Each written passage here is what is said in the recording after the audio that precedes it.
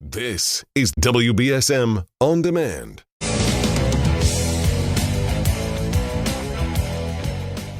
Good morning. Good morning. So it's a beautiful day out there. Just want to remind you again, I will not be here Wednesday, Thursday, obviously, or Friday. So many of you, and I appreciate it, get concerned, particularly if I'm not going to be here on Wednesday. But we've adjusted the schedule. I don't really know what they're going to do in my slot on Wednesday. There could be somebody great filling in here. Don't know. But the mayor's normal segment on Wednesday, due to his flexibility, will be Tuesday. Okay. And I will also have Chief Oliveira on Tuesday at 10. So tomorrow at 10 a.m., we will be joined by Chief of Police, which is hopefully going to turn into maybe a once-a-month segment. I like the chief, and I think it's good for him to be out here telling people what they're doing, and I know many of you have questions, and so he's a busy guy, but if he can give us an hour a month, that would be great. He's got a great scheduling staff over there, so we have a nice relationship, and so I appreciate Chief Paul Oliveira quite a bit, and he'll be here on Tuesday. That's tomorrow at 10 a.m. The mayor will be here at 11 a.m. Now, we have a lot of local stuff. We got some national stuff, and we'll take your calls in this hour at 508-996-0500. Good morning. Thanks for holding. Hi, good morning, Mr. McCarthy. Hey, what's happening? Well, in the morning, I usually don't listen to your radio station. The gentleman in the morning just is not my cup of tea. But anyways, I listen to a Cape station. And this morning, I don't know if you've discussed this before, but as of January 1st, 2025, they're going to have very stringent emission regulations on things like motorhomes. Yes. So you've heard of that. I have heard of it, and it's outrageous. Yes, so the motorhome companies have yet to produce such a vehicle that complies. It's not happening yet. They just don't have the capability. Plus, if you try to go to another state to register your gas vehicle, the state that you're traveling to, such as California, Oregon, Massachusetts, New Jersey, or Washington, may not allow it to be registered in their state. So there's a lot of issues. The motorhome business may take a significant hit after January 1st locally, which will also affect our local economy, because certainly the Cape area has been an area that motorhomes and travel trailers are a very popular form of vacationing. Oh, I have a ton of friends who have them, and when we were kids, my parents used a camper. It wasn't a motorhome. It was a camper type thing. So I'm very familiar with not only the industry, but the enjoyments that regular civilians get from it. It is a wonderful way to vacation, and I can't believe Maura Healey and the supermajority Democrats are going to take it away from the taxpayers and the residents of Massachusetts. But they are.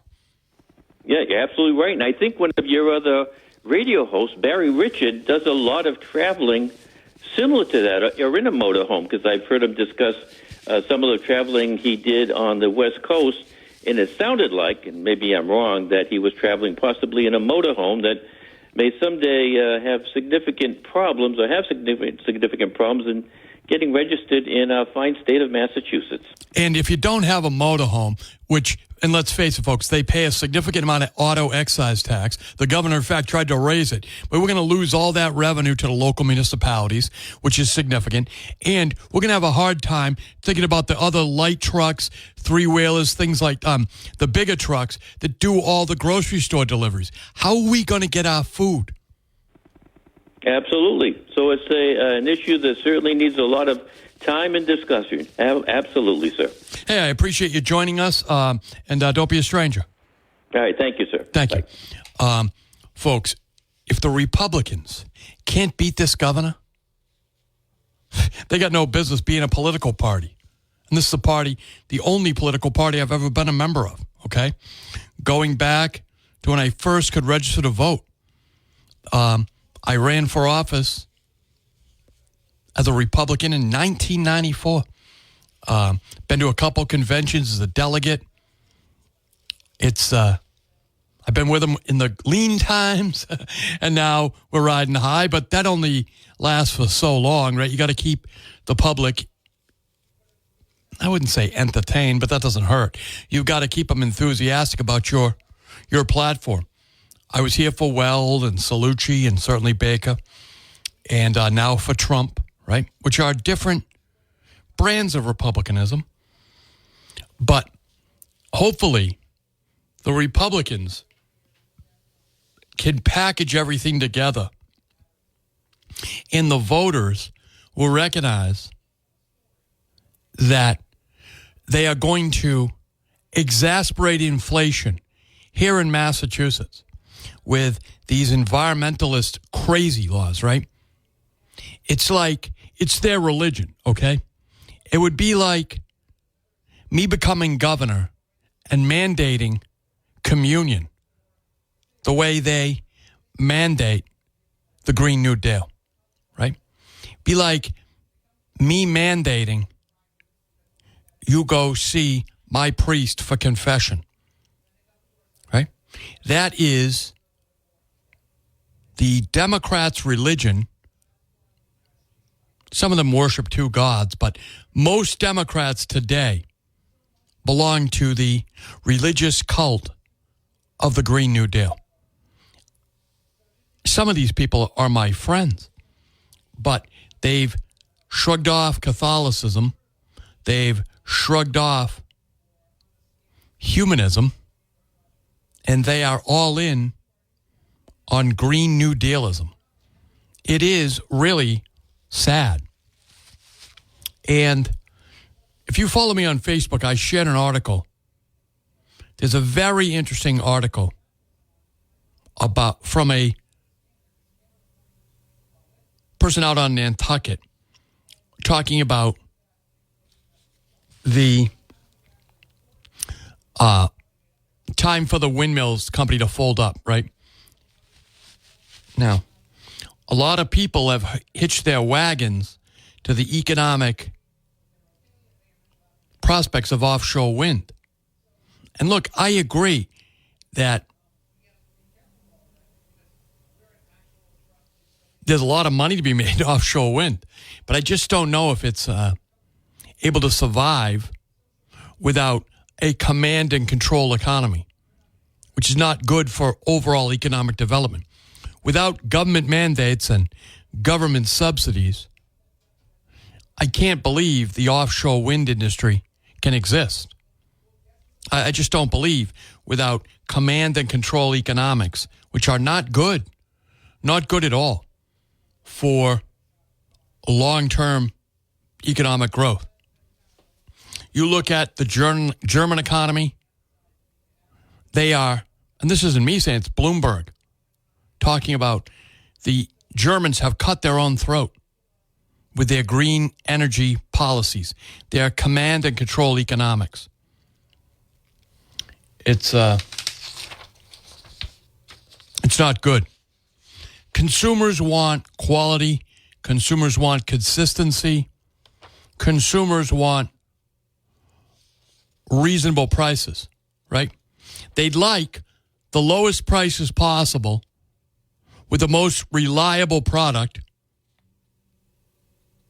and they'd like a track record. So offshore wind doesn't have any of that, but you know who does? Carter's Clothing and Footwear. Carter's Clothing and Footwear. They have a consistent track record. They've got the best prices around on the top quality products. And they've got free parking, right? You can pull in and get out. They've got great staff there that can answer your questions. You know, sometimes the owners are right on site. Whether you're down in New Bedford, you'll often find Kevin Carter there, right at the William Street location. Sometimes he's out at the Plymouth Ave location in Fall River. Carter's Clothing and Footwear. They're a brand you can trust, selling brands you can trust at the best possible prices you can find. Head over there today. Head to Carter's Clothing and Footwear. Get in, get out. Now, if you're not sure what you want, just get a gift card. Get gift cards. Gift cards at Carter's Clothing and Footwear. They've been around for 77 years, owned and operated by the same great family. It's the Carter family. So you can trust them. And as former Mayor Scott Lang says, if they don't have it at Carter's, you don't need it anyway.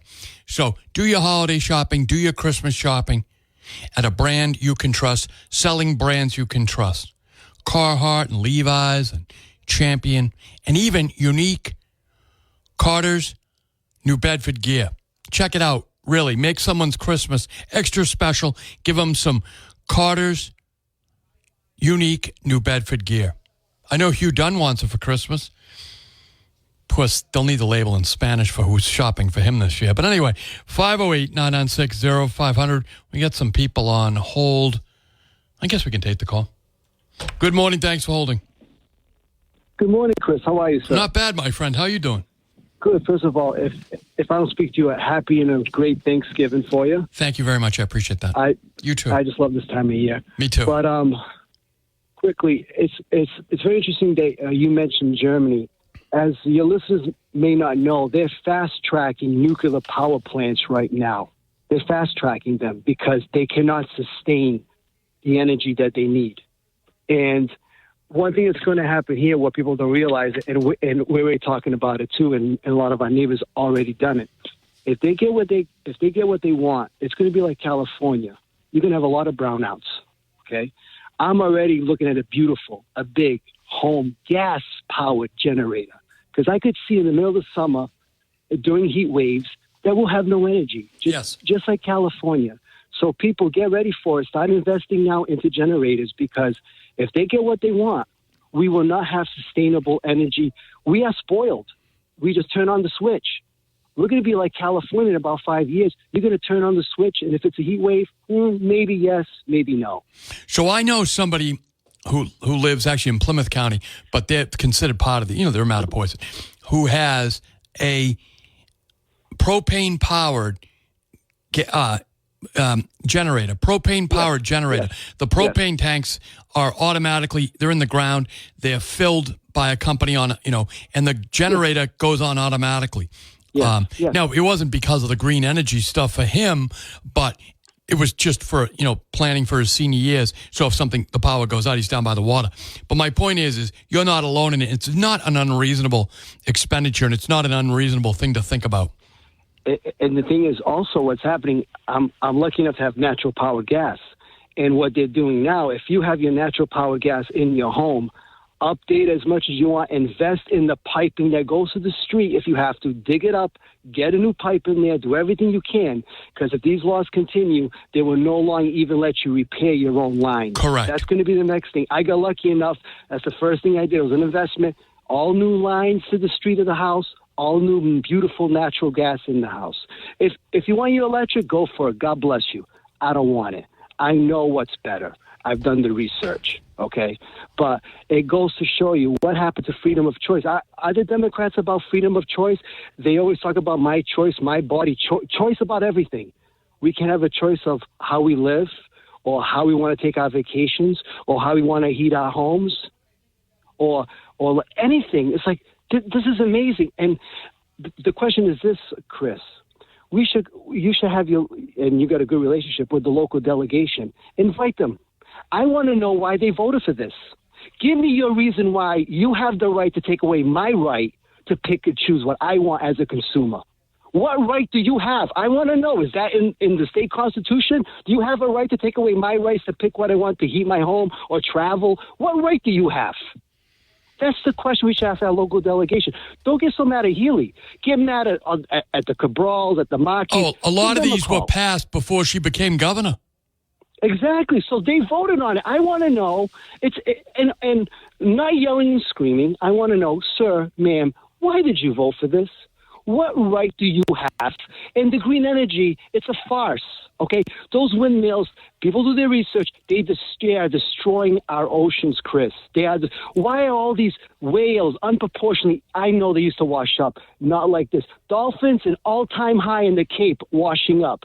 Why? You think maybe their sonar is all messed up with all the banging in the ocean? Just a thought out loud. You know what I mean, Chris? No, listen, I am very, like I said, I posted, if people follow me on Facebook, there's an article I posted from John Harron from Dartmouth is where I learned of it. He posted it first. I reposted it. All about, and it's written by a local person in the Nantucket Current, I think it was, which is a great name for a newspaper, the Nantucket Current. And so it's all about the offshore wind and how really it's time for them to think about leaving. Yeah, Chris. They're not leaving, though. The greatest asset that we have in our area is our ocean. Our mayors and our local delegations should be fighting for the fishermen. That pier that has those stupid, atrocious windmills should be filled with boats. There should be incentives to get the most boats in the East Coast to fish out of our docks. Why?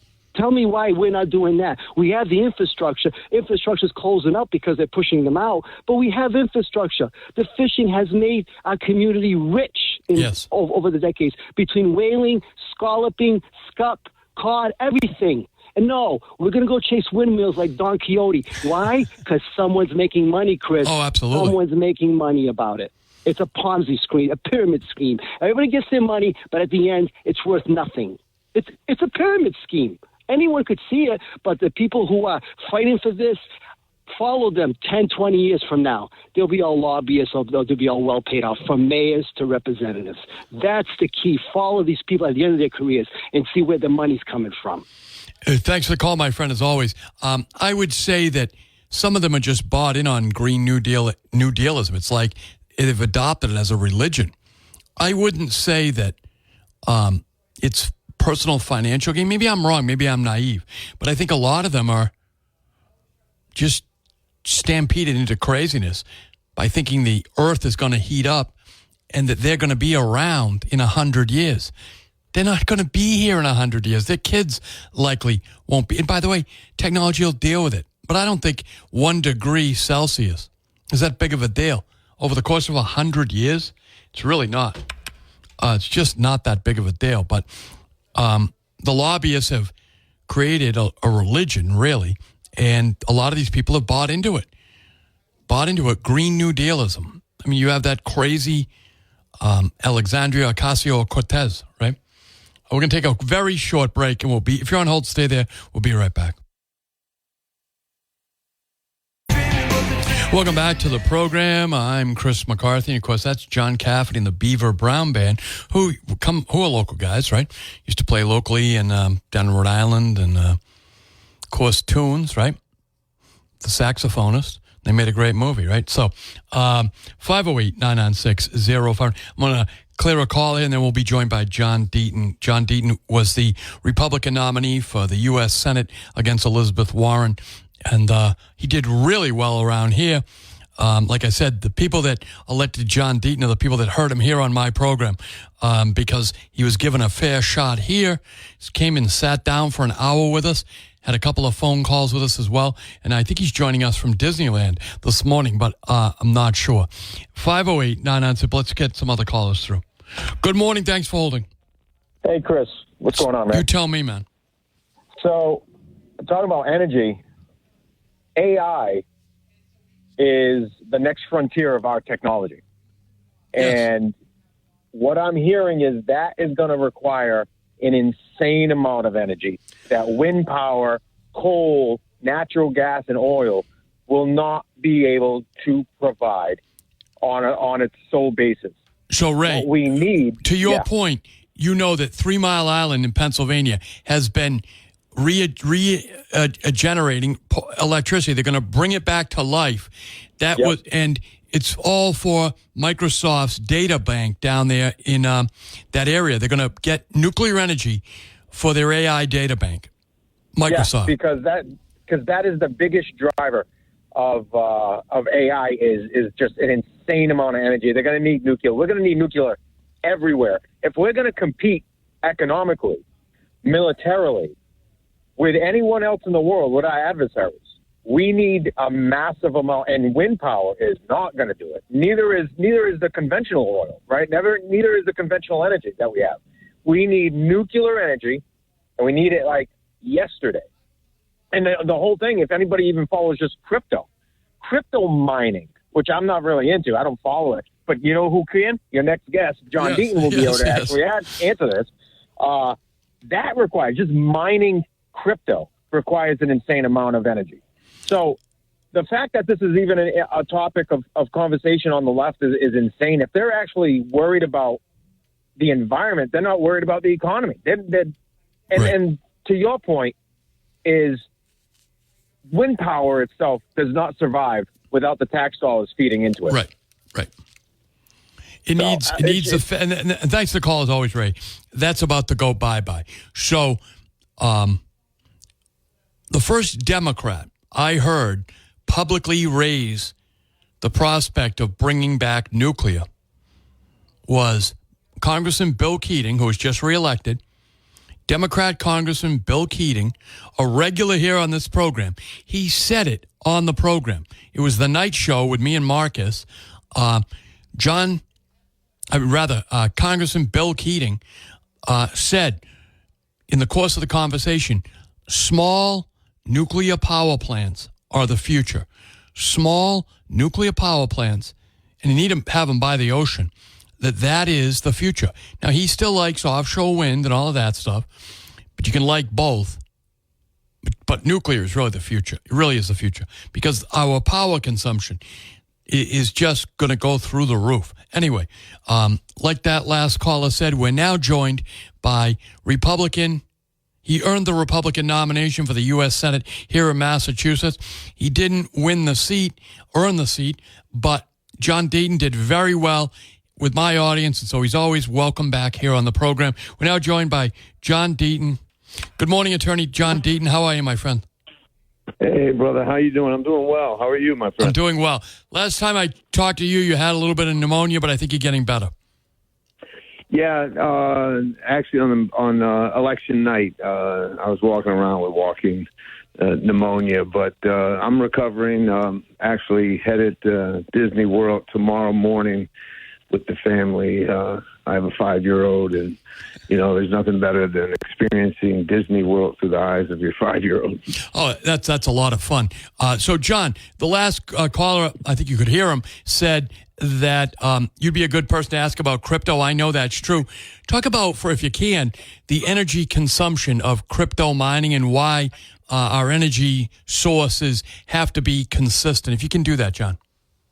Sure. Well, first of all, it's funny. When I first started running, you have people who are advising you. And so we get to the energy position, and I take a common sense approach.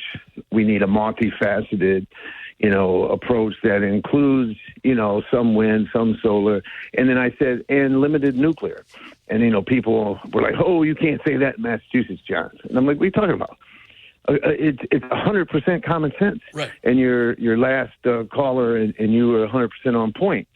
And I said, yes, very small nuclear plant. You have to incorporate that in a multifaceted energy transition, plan moving forward. And so, with crypto, there's two types. I mean, really, it comes down to, Bitcoin involves Bitcoin mining. I'm not going to get too complicated, but it's a proof of work. It's what's called proof of work protocol.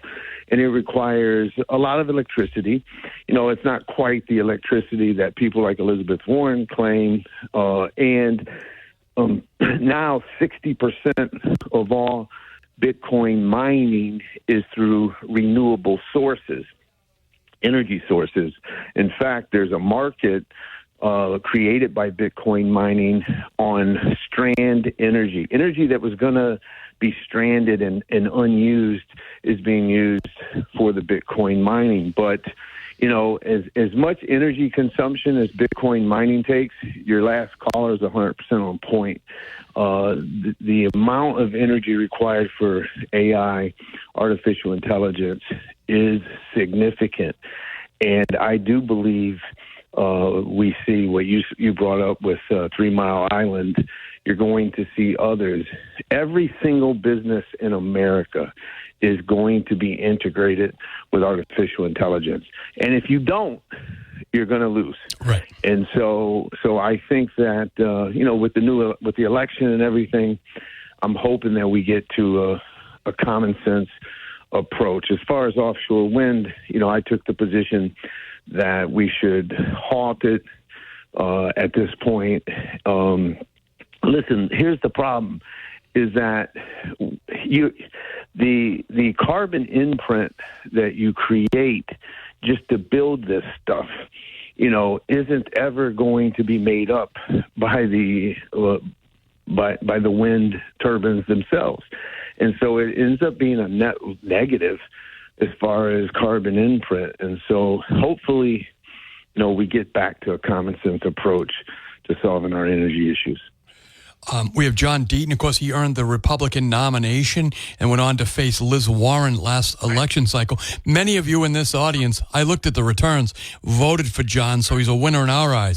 And he's got a little more time to spend with us now than he would have had he gone to Washington. So for that, we're blessed. But John, it's early in the cycle to think about what you're going to do in politics. Maybe you're done with politics. I hope that's not the case, though.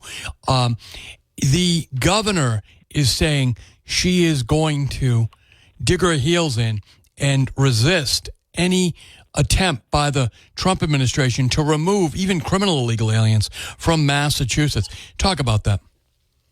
Well, I call it the Healy handout. And the Healy handout has no limit, man. It has no cap, as far as free housing, free food, free Uber service, free dry cleaning, catering, and now the Healy handout actually includes protection from law enforcement.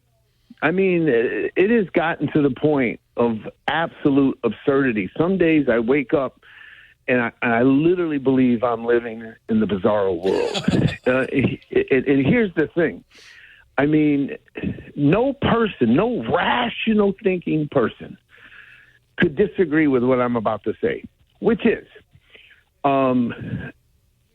you deport people who, in addition to crossing illegally, have committed felony acts. If you are a rapist, if you are someone who has committed other felonies, you deserve to be deported. You do not deserve to be protected. And now you have Governor Healy saying that she's going to disperse the migrants throughout the state, giving them $2,100 a month of assistance so that they'll be harder to find for law enforcement, for ICE. It's just absurd. And so, just think about this. Imagine if the governor had half of that level of dedication and commitment to the taxpayers in Massachusetts. Imagine that. Imagine she'd be if she was half as dedicated to taxpayers, then she'd go down as one of the best governors ever, right? Because that's her level of commitment and dedication to protecting people who are here illegally. And it really is absurd. And so, every day, man, Chris, that I think that she can't shock me more. She does. And her and Mayor Wu, taking this position, elections have consequences. Yes, sir. And Donald Trump, whether you support him or not, is the president of the United States. He won the popular vote. He won the Electoral College. And you don't take this position that I'm going to fight the new administration. If the new administration crosses the line, then sure, you stand up to them. But they've taken this position, same with Senator Warren, that no matter what, they're going to fight the U.S. government. And I think that is a terrible way. Massachusetts needs the federal government. I mean, think about the two bridges on the Cape. Right. Are they ever going to see funding? Not if you take this kind of position. Right. Do you think that Donald Trump and the Republicans who have control of the Senate and the House are going to be, favorable to Massachusetts? And so we need a governor and elected leaders who take approach of, it doesn't matter whether it's a Democrat or Republican in the White House. What matters is it good for Massachusetts and America? If it is, then you support it, and if it's not, then you fight it. And so it's really discouraging. We're speaking with John Deaton. John, of course, is an attorney, and he's a former Marine. I guess maybe never a former Marine, but he's no longer on active duty in the Marine Corps. But he was the Senate candidate for the Republicans. He did very well with people who got a real chance to listen to him. You did extraordinarily well here in the greater New Bedford area, which is my audience, John. People here are your voters. I appreciate it, too. I really appreciate them. And, Fall River, I think, went red for the first time in decades to that extent, right? Yes. But you won places like Ward 2. You won places. You did extraordinarily well here. John, look, you joined the Marines. You're the author of a great book, really entertaining book. Most of these political books aren't, folks. Believe me. Maybe you can't give it to your kids, but it's called Food Stamp Warrior. That's John's book. You can get it. It's available still on Amazon. Food Stamp Warrior. John, talk about what Thanksgiving means to you. You joined the Marines. You love America. Talk a little bit about that. Listen, there is no one. It's like I said. I appreciate the words, Chris. Listen, the reality is I got my butt kicked, right, by Senator Warren. It really wasn't close. I did pierce the 40%, gap or level that others in the past haven't. But it's what I said on the night that I conceded. I said, listen, never feel bad for me. I am one of the most blessed people. If you read my book, then you know that, my life didn't start off so blessed, obviously, growing up in poverty and being subject to, violence against me and whatnot. But I grew up on welfare and food stamps, a single mother living in one of the worst neighborhoods in America. And I just took on from that. I was a high school dropout for 4 months because of the violence in the neighborhood. And I just took on one of Washington's, most entrenched elites. If that doesn't scream out American dream to people, I don't know what does. And so when I think of Thanksgiving, I think of family, I think of country, I think of the American dream and freedom, and I'm optimistic.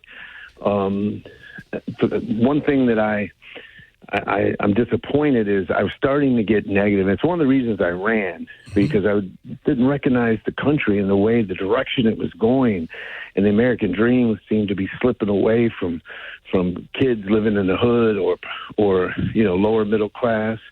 And I think there's a renewed optimism of America moving forward, and I'm really hopeful of the future. And so to all the listeners out there, we have Thanksgiving, and I can tell you I'm thankful for everyone who voted for me, everyone who supports me. And as far as your question about, what's next, I don't know. I know this. I know that Massachusetts needs more than this one-party rule. Yes. We've got to make progress. And if it was 80, the state legislature is like 88% Democrat. You have the governor, lieutenant governor, secretary of state, treasurer, auditor, every congressperson, the 2 U.S. senators. It's unhealthy. And I'd say the same thing if it was, all Republicans probably. We need a two-party system here in Massachusetts, and we don't have that because they wake up and they decide, Chris, that, they say, today we're going to take mother and father off birth certificates. Right. And there's nothing you can do about it. Like, you can't even debate it. You can't stall it. Or they wake up and say, we're going to make a new gun law so vague that nobody knows how to comply with it. Right. And if you can't comply with it, then it's a ban. And there's nothing you can do about it. And so we need something. So I'm committed, whether it's running again someday or whether it's behind the scenes and helping, I'm committed to trying to help improve Massachusetts, because I think we're becoming the next California, and that is frightening to me. And so I'm looking forward to somehow trying to contribute. Because listen, a lot of people thought, well, you lived in Rhode Island, John. I achieved the American dream in Massachusetts when I became a lawyer I've been a lawyer here for 23 years. And so I love Massachusetts, and I want to see it have better days than it's having right now. John, if people want to follow you, how do they do that? I'm on X at John E. Deaton 1, the number 1, John E. Deaton 1, and my law firm's Deaton Law Firm. And I'm going to be a regular in the show. And let me tell you something. Had I won, Chris, I'd still be coming to your show because I'm one of those people. I'm never going to forget the people who wanted to talk to me before, becoming an elected official. So I'm never going to forget the people who gave me a voice or were interested in what I had to say, whether I'm a private citizen or an elected official. John, I really appreciate it. I appreciate you taking time for your practice and your family to join us this morning. Have fun in Disneyland. I know you will. And when in trouble, send a Marine. Right, John? That's right. Hoorah. Everybody have an amazing Thanksgiving, and I'll see you out there someday. All right. Thanks. Thanks, John Deaton. We'll take a break, folks. That was John Deaton again. As I said, I thought he did a really spectacular job against Liz Warren. And he was in the Marines. He's an attorney. And I want to encourage him to stick around because I think we need more men like him, men and women like John Deaton. All right, folks, we're going to take a break. We'll be right back. I'm Chris McCarthy, and of course, that's our own local band, right? John Cafferty and the Beaver Brown Band with John Antunes playing saxophone. Great music there. Tough all over, right? So I want to thank John Deaton. By the way, speaking of local music, my brother Neil McCarthy and the Electric Band will be playing on Saturday. If you're up and around, if you're over in Fall River on Saturday at the Narrows Center, that place is a great location to play. I think you can still get tickets. Actually, you might not be able to, but you might be able to. It's only, you might want to maybe call in advance to the Narrows Center. Check out their website. Anyway, Neil McCarthy, Electric Band, my brother. If you want to go, say, hey, listen to your brother, and he's better than you. That would be funny. I would appreciate that. But anyway, if you're available Saturday night and you want to see a pretty good rock and roll band, my brother Neil McCarthy will be playing at the Narrows Center, and they do great shows there. They got great lights, everything like that. So anyway, 508-996-05. I want to thank John Deaton for joining me here. John Deaton, he recognizes the winter is coming. That's why he's in Florida with his kids, right? But if you haven't recognized it's going to get colder real quick, it's going to get a lot colder. You've got to take care of that crack in your windshield. Any cracked glass makes you and your family really can be a real tragic result, okay? You guys are in danger. If you have a crack in your windshield, the water gets in, it freezes, it expands, it cracks the windshield. A lot worse. And you and your family are in danger. But no more. You can get it repaired with one phone call, one trip to the internet. Look up citywideglass.net, book an appointment. They'll send the mobile tech team to your home or your work, make you and your family safe again, right? Make you and your kids safe again. It won't cost you anything. All insurance is accepted. So go make a phone call right now. Citywide Glass in Fall River, or call the Citywide Glass office in Dartmouth, or go right online, citywideglass.net. Don't be a victim of your own neglect, your own short-sightedness. Won't cost you anything. Citywide Glass accepts all insurance. They'll send the mobile team to your home or your work. You tell them where and when, they'll be there, and your family will be safe again. Citywide Glass. Give them a call right now. We'll take a break. We'll be right back. And you are the audience. Again, I want to thank John Deaton for joining me. If you missed John Deaton, it'll be available on the podcast. All of my segments are available by the hour on podcasts, and they're free. And the best part is if you really like it, you can email it out or text it to somebody, and then they'll have it. Whether they listen to it or not is up to them. But the New England Patriots are going to host the Indianapolis Colts. I remember when they were the Baltimore Colts, but now they are the Indianapolis Colts, and they're going to be this Sunday at Gillette Stadium. Now, folks, Patriots are in a rough spot. They really got trumped.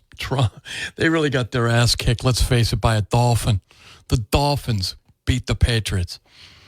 It was a brutal game yesterday. Now, I will tell you that the pregame and the postgame on WBSM is some really great radio. Pregame starts at 10 a.m. It's really a fantastic, but I listen to it every week. Whether I listen to the game or watch it on television, I always listen to the pregame on the radio. So it starts at 10 a.m., kickoff's 1 p.m. We'll have the Patriots all season long here on WBSM. So, again, Patriots against the Colts, 1 p.m., pregame on WBSM starts at 10 a.m. 508-996-0500.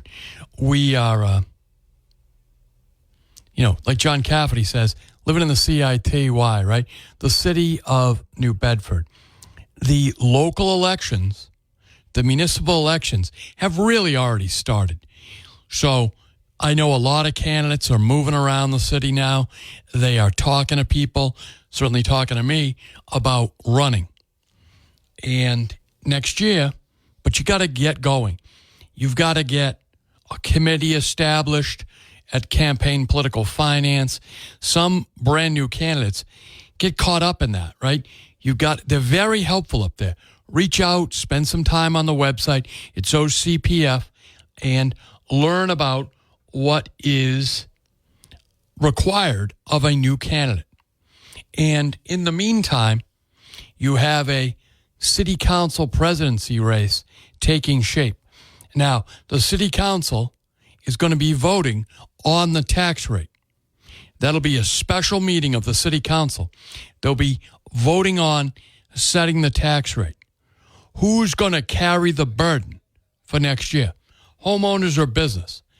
It'll likely be a blend of the two, right? But the amount is determined by the amount of money that is spent, which is a combination of the mayor and the city council. City council can only cut, and then they can return money. The mayor proposes the amount of money he'd like to spend. The mayor, of course, is doing that with the power you have given him. He's elected. City council can cut based on the power you have given them by electing them to the city council. You can also change your vote. That's what's good about every 2 years in the city of New Bedford.